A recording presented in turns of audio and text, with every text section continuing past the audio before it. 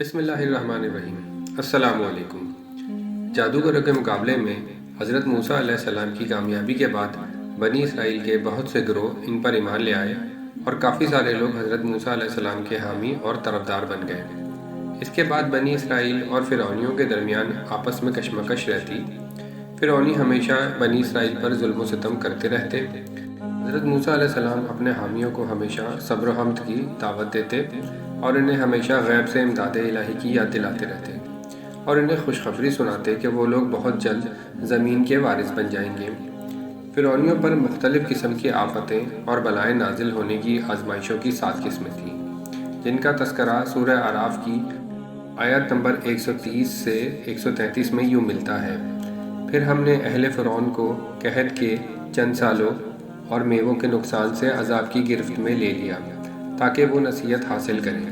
پھر جب انہیں آسائشیں پہنچتی تو کہتے یہ ہماری اپنی وجہ سے ہے، اور اگر انہیں سختی پہنچتی تو وہ موسیٰ علیہ السلام اور ان کے ایمان والے ساتھیوں کی نسبت بدشگونی کرتے۔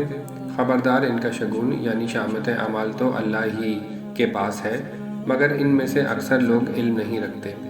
اور وہ اہل فرعون متکبرانہ طور پر کہنے لگے: اے موسیٰ، تم ہمارے پاس جو بھی نشانی لاؤ کہ تم اس کے ذریعے ہم پر جادو کر سکو، تب بھی ہم تم پر ایمان لانے والے نہیں ہیں۔ پھر ہم نے ان پر طوفان، ٹڈیاں، گھن، مینڈک اور خون، کتنی ہی جداگانہ نشانیاں بطور عذاب بھیجی۔ پھر بھی انہوں نے تکبر و سرکشی اختیار کیے رکھی اور وہ نہایت مجرم قوم تھے۔ ان 7 آفات میں سے ایک آفت کا ہم تفصیلی تذکرہ کرتے ہیں۔ فرعونیوں نے جب دیکھا کہ دریائے نیل کا پانی خون میں تبدیل ہو چکا ہے، لہٰذا وہ نہ پینے کے قابل ہے اور نہ ہی فصلوں کو سیراب کرنے کے قابل ہے۔ یہ پانی معجزانہ طور پر صرف اور صرف فرعونیوں کے لیے ایسا تھا، ورنہ حضرت موسیٰ علیہ السلام اور ان کے ایمان لانے والوں کے لیے انتہائی ٹھنڈا اور میٹھا اور خوشگوار تھا۔ ایک دن ایک فرعونی پیاس کا مارا ہوا موسیٰ علیہ السلام کے حامیوں کے پاس آ کر کہنے لگا: میں تمہارے دوستوں اور رشتہ داروں میں سے ہوں، آج کسی کام سے تمہارے پاس آیا ہوں۔ موسیٰ علیہ السلام نے جادو کے ذریعے دریائے نیل کو خون میں تبدیل کر دیا ہے، لیکن وہی پانی تمہارے لیے خوشگوار اور خوش ذائقہ ہے۔ میں تمہارا پرانا دوست ہوں، یہ پیالہ پکڑو اور اسے پانی بھر کر مجھے دے دو، یعنی تمہارے طفیل میں بھی پانی پی سکوں اور اپنی پیاس بجھا سکوں۔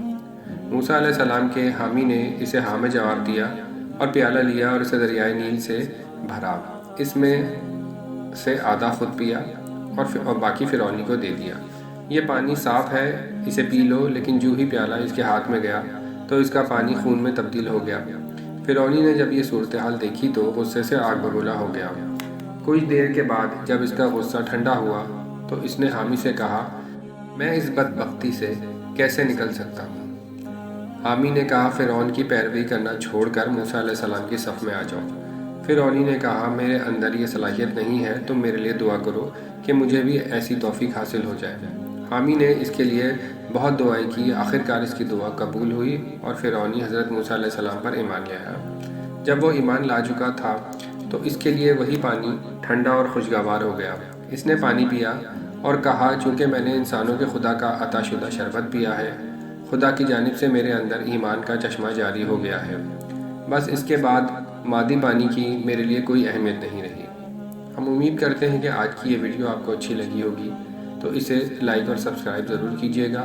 ملتے ہیں اگلی ویڈیو میں، تب تک کے لیے خدا حافظ۔